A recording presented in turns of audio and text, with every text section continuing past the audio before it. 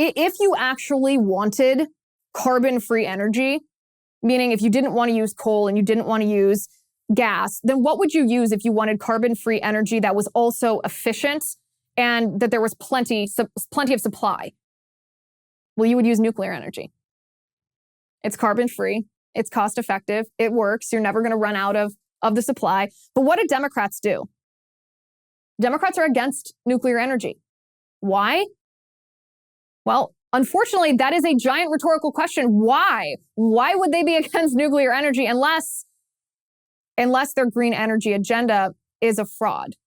Unless their overall goal is actually to devolve American society to pre-industrial revolution times when people didn't have what the standard of living that we have now thanks to fossil fuels.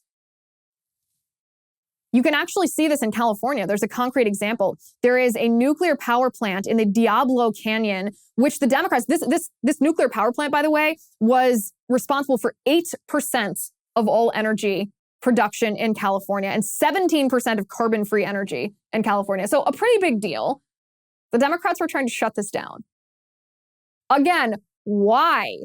In the face of this, as Gavin Newsom says, this unprecedented heat wave and this shortage of energy for people in the state, so much that he has to threaten state-mandated rolling blackouts, you'd think that they would be looking to anything that could produce more energy for the people. But no, they tried to shut this down. Fortunately, California legislatures got enough pressure that they did vote to extend this nuclear plant's operation for an additional 5 years, which is good. But it's not because that's what they wanted to do. It's because public backlash was so significant that they felt that they couldn't waste political capital closing it now. So they just punted it a little bit down the road. But this shows us that the green energy, this is the first indication that the green energy agenda is a fraud, because if Democrats wanted green energy, they would turn immediately to nuclear energy, but they don't. The other thing, and this is something I want to read directly from Michael Schellenberger's analysis of the energy crisis. This guy is very good. If you haven't subscribed to his Substack, I encourage you to do so. But this is what he says about carbon emissions, which is the premise on which the Democrats build their climate change agenda. They say climate change is because of human carbon emissions, not necessarily like humans, us, but human created carbon emissions. But here's the thing. This is what Schellenberger writes. He goes, carbon emissions globally were flat over the last decade and actually declined 22% in the United States from 2005 and 2020. He goes, but carbon emissions are rising again. That's because natural gas shortages are forcing nations to burn more coal, which is twice as polluting.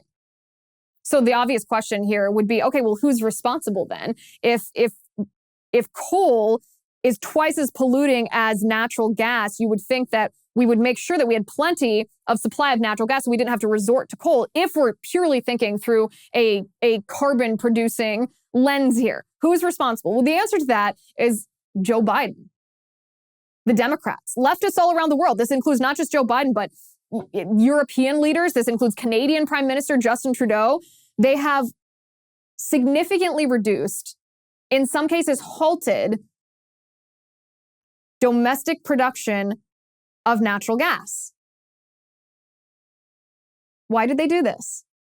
If their actual interest is reducing carbon emissions, they have to know that if you don't rely on natural gas, you're going to turn to more coal production, which is twice as polluting, carbon-wise at least, to the environment as natural gas is.